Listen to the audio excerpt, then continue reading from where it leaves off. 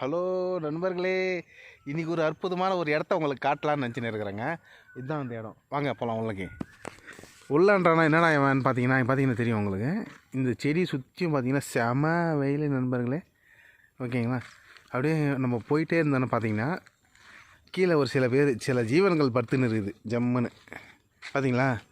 இது பாருங்க, இந்த இந்த இந்த கருப்புக்கு கோடுக்குள்ளே தான் பிரசாந்தமாக இருக்கும். இதுக்கப்புறமா பார்த்தீங்கன்னா செம வெயில். ஓகேங்களா நண்பர்களே? ஒரு 2 அடி அப்படி எடுத்து வச்சேன்னு வச்சுக்கோங்களேன், அப்படியே சில்லுன்னு ஒரு கொடை பிடிச்சா அப்படி இருக்கும். பார்த்தீங்களா? ஒரு கொடை மாதிரி இது நண்பர்களே. இது உள்ள கொடை செம கொடை.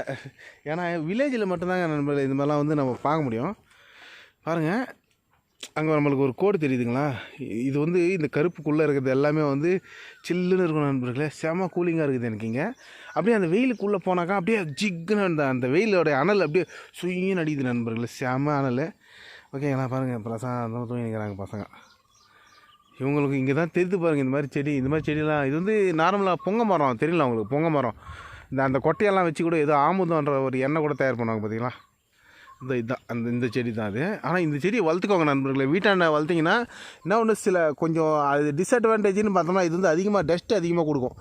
அவள் தான் எங்கள் அண்ணி பாருங்க, இந்த பூங்க ஒரு சீசனில் கொட்டும், ஒரு சீசனில் அந்த இலைங்க கொட்டும், ஒரு சீசனில் இந்த இது கொட்டும். ஓகேங்களா நண்பர்களே?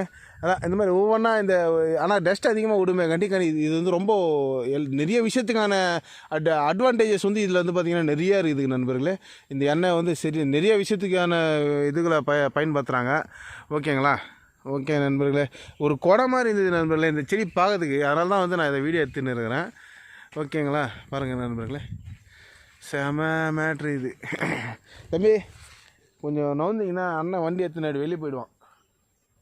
நூறு நடை ஏந்திர கூட ஏந்துக்காத லெவலில் தூக்கி நிற்குதுங்க.